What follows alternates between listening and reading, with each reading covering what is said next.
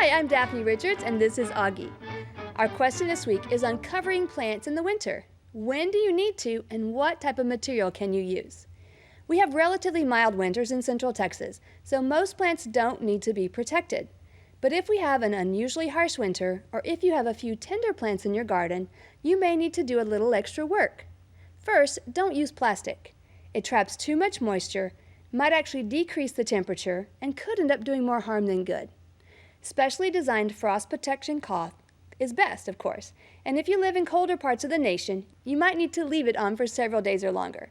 So it will be a good investment. But here in Central Texas, the temperatures are rarely in the danger zone for more than a day or two, so temporary blankets or old sheets will usually suffice. In fact, if your plants are small enough, you can even use a bucket. Whatever you use, the key is to make sure it reaches all the way to the ground, to the point that no air can sneak in underneath it. With a bucket, you might place a rock or a brick on top to make sure it doesn't blow away.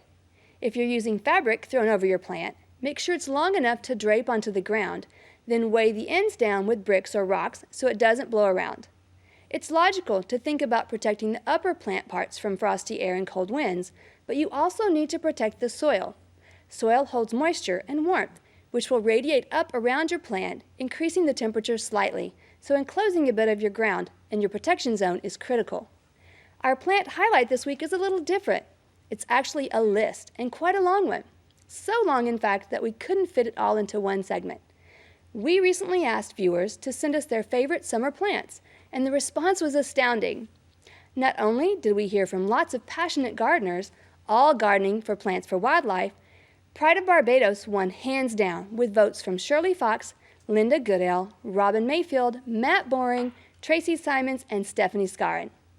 Plumbago was another winner with votes from Linda Goodale, Ovaltine Jones, Velia Sanchez Ruiz, and Robin Mayfield. Mexican honeysuckle received a ringing endorsement from Bob Beyer and Pamela King Malone. And Pamela also likes purple hyacinth bean for late summer color. Morgan Goldberg and Lori Garvin Horton went for lantana, as do the butterflies. Lori especially likes a mix of white and purple flowering varieties. Lisa Loudon Roden picked Texas bluebells. Chet Gresham went for Maximilian sunflower, and Yael Abraham keeps on top of tropical milkweed. Sherry Cordry likes succulents, including squid agave, which works well in part shade. Also in part shade, go for Ceci Burklow's pick, Native American beautyberry. And trees were not left out. Cindy McClymans likes Ratama, and Eva Van Dyke went for another Texas native, Torchwood. We'll have more viewer faves next week, and be sure to like our Facebook page to watch for future chancers to get involved. Our viewer picture this week comes from Gail and Mike Stanley. Gail says that her husband built a beautiful pond for her this year as a wedding gift. Shortly after, they added the water.